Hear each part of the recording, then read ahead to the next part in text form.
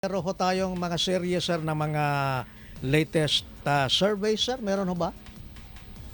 Yes, actually conducted in March 24 to 28, Okay. nationwide survey, face-to-face, and commissioned 1,200 respondents.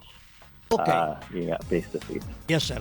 Sir, ito hong latest survey po ninyo, sir, if I may, sir, no?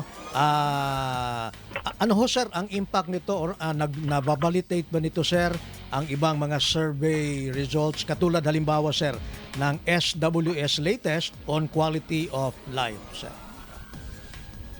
Yes, well, may mga other questions kami na probes. Yung SWS, of course, and Pulse Asia, they also conduct probes about ito parang tinatanong lang natin, parang in a way parang feedback sa mga kababayan natin. Ano yung mga trust and approval, isa yan sa mga tinatanong namin. Sa trust and approval ng government agencies, ng government officials, ng key government officials natin. And yung about yung businesses din, tinatanong din natin. Oo. Sir, meron ho kayong mga datos, sir, on yung hunger, sir, yung kagutom po naman. Anong sabi ng mga tao, sir, sa inyong survey ng Octa? If we have. Yes, actually yung tanong namin about sa urgent personal concern. Okay. Oo.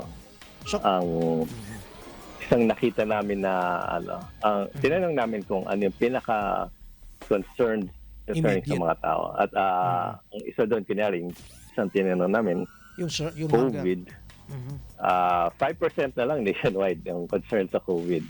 Okay. So, hindi na urgent concern yung COVID. Alam niyo naman, nag-report tayo sa COVID Opo.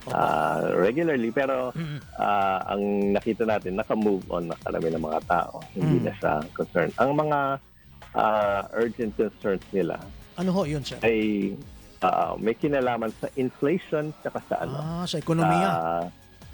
sa ekonomiya. Inflation at saka sa hanap buhay, na may available na hanap buhay na makakukuha sila. At then meron din kinalaman sa ito yung mga sinabi nila na pinaka-concern nila. Opo. Yung sweldo rin. Pero yung isa sa mga top urgent concerns nila ay yung yung access, yung yung price of basic goods. Okay. Sir, dito ako sa inyong assessment sa mga performance ng mga agencies, sir. Ano ang sentimento ng mga tao? Are they satisfied with this government? For what reason, sir? At anong mga agencies, sir, ang sabi nga natin nagustuhan nila na nagpe-perform po? Yes, itong agencies na tinanong natin, actually tinatanong namin ito every quarter kasi quarterly yung survey ng Octa Research. So yung sorry, hindi ka kasi kabisado, pero yes, overall it's satisfied yung nila. Meron mga agencies na hindi masyadong mataas yung satisfaction rating. Kasama din yung migrant workers. Pero in fairness kasi, it's a relatively new agency. So hindi rin ganun kataas pa yung awareness ng ito meron ako kunyari PNP mataas. Mataas ang PNP. 80%. Yes, okay. Kasi sorry, hindi namin na-release lahat ng parang medyo selecting na-release namin, kaya medyo yung wording ko medyo cautious kasi minsan may mga probes na hindi namin release. Right? Sa DILG, for example, the trend approval is 66%. 56, so, sir? mataas naman. 56? 66%. Okay. Yes. Anong general sentiment, sir, on the PBBM administration? Are people satisfied with it? Not satisfied? Well, yung tinanong namin, yung government officials, key government officials, This was as of March.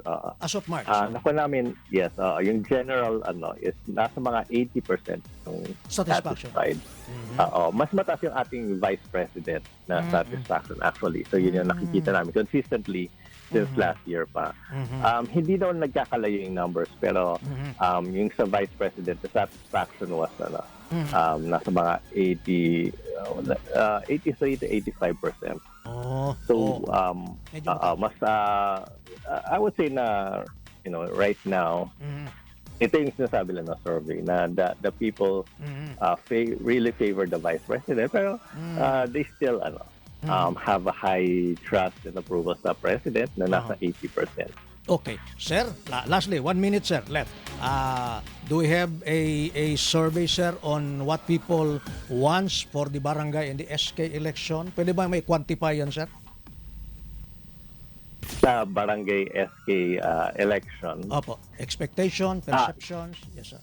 Yes, actually maganda rin itanong yan and this is very important sa mga ating upcoming elections. Hindi yata namin tinanong yan sa last survey. Marami kasi kami tinanong. Yes, but that's yan. Also very important. And I would venture June yes, na medyo similar din sa mga nakita namin sa urgent personal concerns. Yung results. I mean, yun yung I would venture yun yung makikita natin or I would expect. It will have to do with ang number one talaga yung economy. So priority talaga yung I mean syempre sa barangay siguro may concern din dyan syempre. I mean I'm just venturing na yes, sir. security is also important and also yung syempre yung health well I mean of course yung barangay iba-iba yung governance nito, yung coverage nito. Okay. Pero ito yung mga pinaka-concerns ng mga tao. Yung hanap buhay, yung access to goods, pati yung mga medicines, yung health, and then of course yung security is also important sa kanila.